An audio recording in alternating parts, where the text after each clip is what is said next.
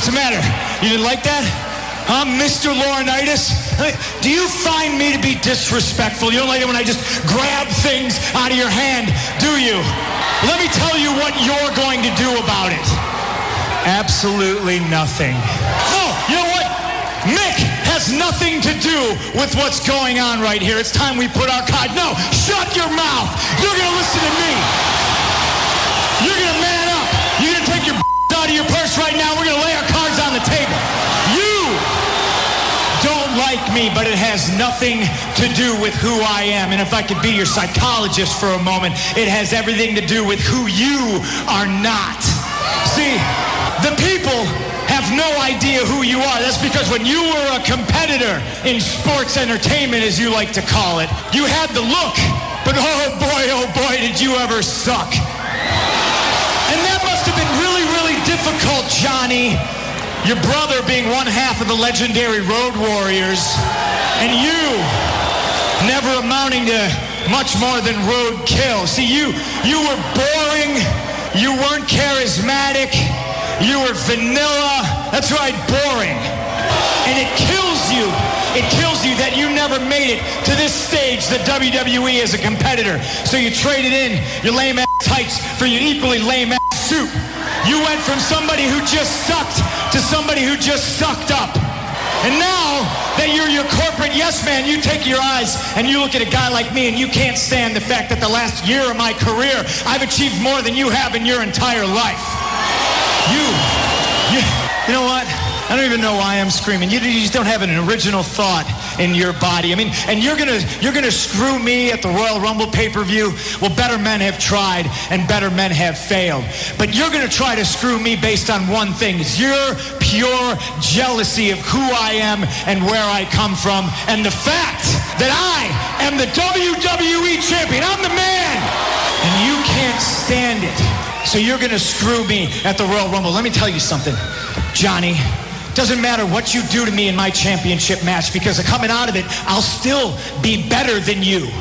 And I'll have all these people doing something that you wished your entire career they did. I'll have them talking about you. You see, because if you screw me, I'm not going to hit you with the GTS. I'm not going to put you to sleep. I'm not going to lock you in the Anaconda Vice. But I'm going to have these people talking about you for sure.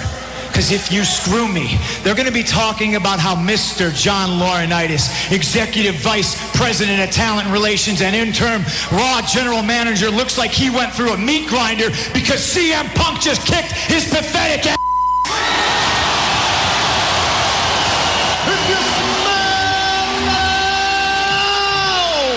what The Rock is cooking. WBCB presents Pro Wrestling Weekly. Tell me he didn't just say that. Call in with a question or comment at 215-949-3232 or 888-922-2149. The Tower of Power, too sweet to be sour, funky like a monkey, holy yeah. And now, here's your host of Pro Wrestling Weekly, Faran Derry. It doesn't matter what your name is. Really? Yeah! CM Punk has done it again. Hello and welcome to Pro Wrestling Weekly here on 1490 WBCB and online at WBCB1490.com. Faran Derry here with you, back after a 1-week absence, and man, is there a ton of stuff to talk about. Of course, CM Punk laying all the cards out on the table, and coming up in a little bit, we've got John Laurinaitis' response to CM Punk's tirade that you just heard, of course, from Monday Night Raw. Of course, we have a new United States champion, courtesy of Raw, Jack Swagger. We've got new WWE Tag Team champions. The first time in a long time that a WWE championship of any kind has changed hands at a house show. That's right, not televised, just kind of proving that anything can happen, even at a live event out in Oakland, California. This past Sunday, Epico and Primo beating Evan Bourne and Kofi Kingston to win the WWE Tag Team Championships. And, of course, a couple of days later, Evan Bourne suspended for 60 days, effective this past Tuesday, for his second violation of the WWE wellness policy. Of course, he had violated it back in the beginning of December and was suspended for 30 days. This was while he was tag team champion along with Kofi Kingston. Kofi's kind of floundered since then, but now with a 2-month suspension in the works. Possible that Bourne might even, he'll be back just before WrestleMania, so I don't know whether he'll make the big card or not, but not looking good for Evan Bourne. And I've been a fan of his, so I hope he'll be able to get things together. And Bourne issued his first comments earlier this week since it was announced that he failed his second wellness policy test in less than 3 months. He wrote on his Twitter page, quote, "Sorry, y'all. Sometimes we become our own worst enemy." Truer words haven't been spoken in this case. Hopefully Evan Bourne can go ahead and get it together. But new tag team champions, a new U.S. champion, and of course, since the last time we were on, well, the Genesis pay-per-view happened. I know it was closing in on a couple of weeks ago, but I'll go over that whole card in a little bit and look ahead at what we've got coming up for TNA as well as the Royal Rumble. We're going to talk a little bit more about the Rumble next week. Actually, it'll be pretty much an entire Rumble show. We'll look back at Rumbles past, some of your favorite moments. That'll be great for next week. So far, 4 matches set on the card for this year's Royal Rumble. Of course, shrinking back down to 30 men after the 40 men over the top rope battle from last year, which definitely ran too long, at least in my opinion. You can certainly let me know, and we'll get to the phones on those thoughts and others in a little bit. Also, you've got CM Punk. Well, it looks like we've got a recreation of the Austin McMahon feud going, only in this case, CM Punk with the role of Steve Austin and John Laurinaitis is the role of Vince McMahon, as that has kind of overshadowed the title match of CM Punk defending against Dolph Ziggler, especially with John Laurinaitis as the special guest referee for that match coming up 1 week from tomorrow. Daniel Bryan, he'll be defending the World Championship. This was set up just last night on SmackDown, a Sin City SmackDown. We'll get into that in a little bit. Daniel Bryan defending the World Championship in a triple threat cage match against The Big Show and Mark Henry. Certainly can get your thoughts on that. And then, of course, in a singles match, John Cena against Kane, as Cena slowly but surely continues to embrace the hate. And we can certainly get your thoughts on that. Still haven't heard a whole lot from Chris Jericho over the course of the last few weeks. He was in the main event 6-man tag match and got a great hot tag, a great reaction from the crowd, only to go out and celebrate some more and walk out on the match and continue to leave people scratching their heads as to what the intentions are of Chris Jericho. Will we find out before the Rumble? Will we find out at the Rumble? Is Jericho going to be a part of the Rumble? All certainly some things to think about. And of course, and I know I've gotten a few reactions from this already, but since the last time I was on, we have seen the debut of Brodus Clay, better known as the Funkasaurus. And I don't know. I don't know what to make of him. Obviously, my initial reaction was he's a cross between Ernest the Cat Miller, Flash Funk, The Godfather, Scotty 2 Hotty, and PN News. That's right. That's a heck of a combination, I know. Whether he'll develop into anything, well, it's hard to say. Although, as far as big men in comedic roles, obviously the Big Show, he's certainly had a stellar career. Mark Henry, look back about, 14 years ago, where Mark Henry initially started off with that sexual chocolate gimmick, and now he's made his way to a main eventer and of course inducting people into the Hall of Pain. So anything's possible. I think it's still a little early to tell. My initial reaction, I was sour on it, but it's starting to grow on me. I want to know what you think about the Funkasaurus, Brodus Clay. You can certainly let me know. We've got a few ways to do so. You can chime in via the phones at 215-949-3232, as well as toll-free at 888-922-2149. Then, of course, we have the Facebook feedback.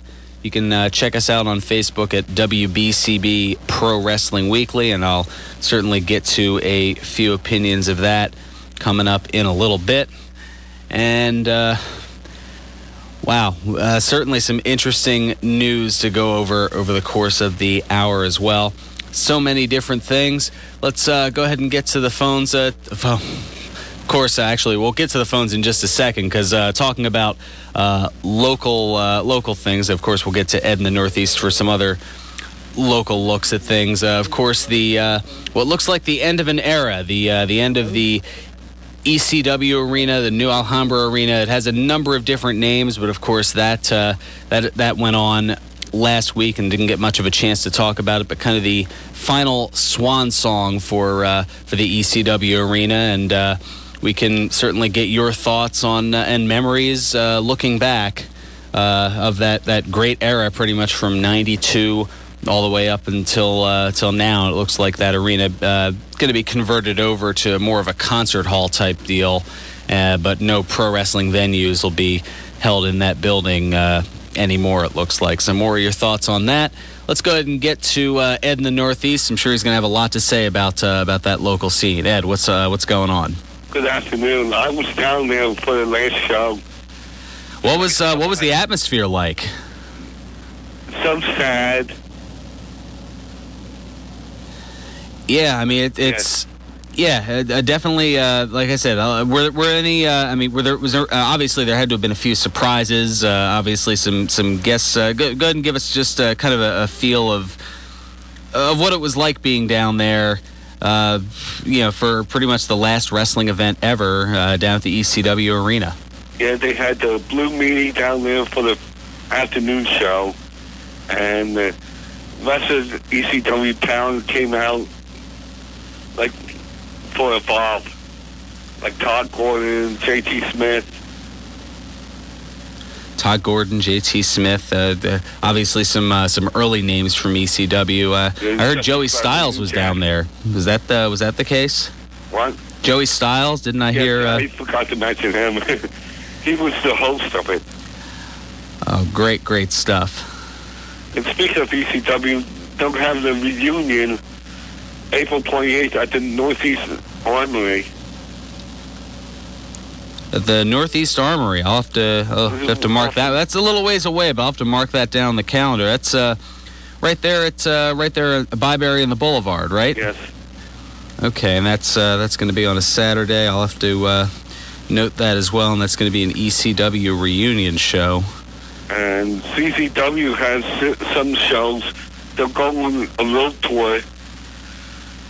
Florida Skate Zone in Voorhees, February 11th. Boyle's Gym, March 10th in the Northeast.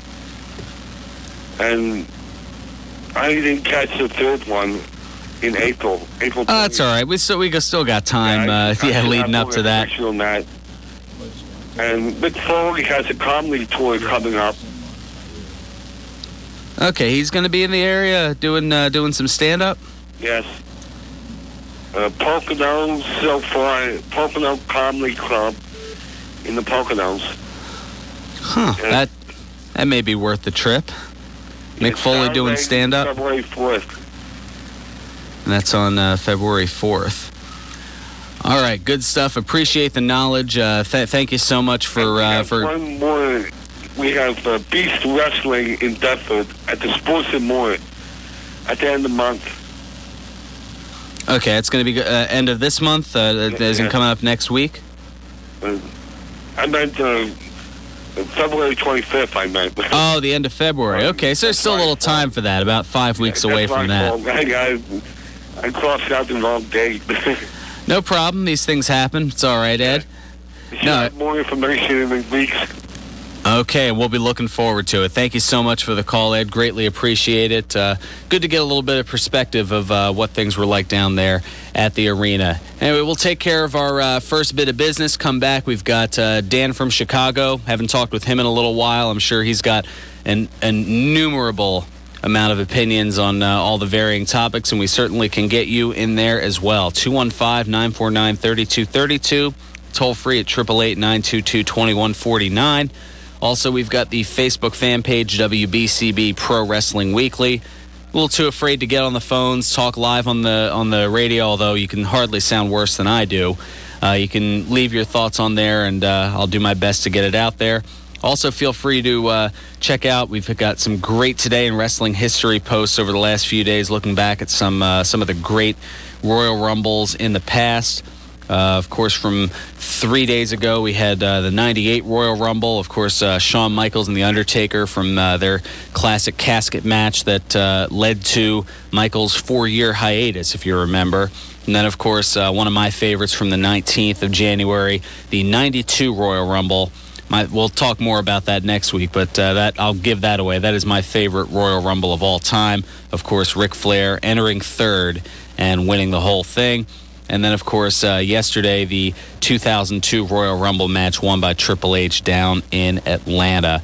Some great stuff, and I've already got one posted for today. It's not going to be in the Today in Wrestling History a little bit later, but the 96 Royal Rumble happened today, the 21st in wrestling history.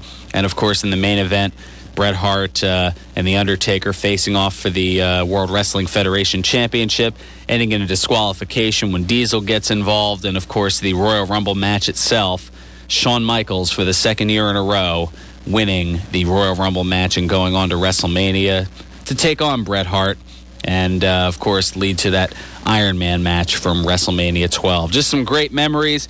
And we'll also get more of your thoughts on the other side. This is Pro Wrestling Weekly here on 1490 WBCB and online at WBCB1490.com.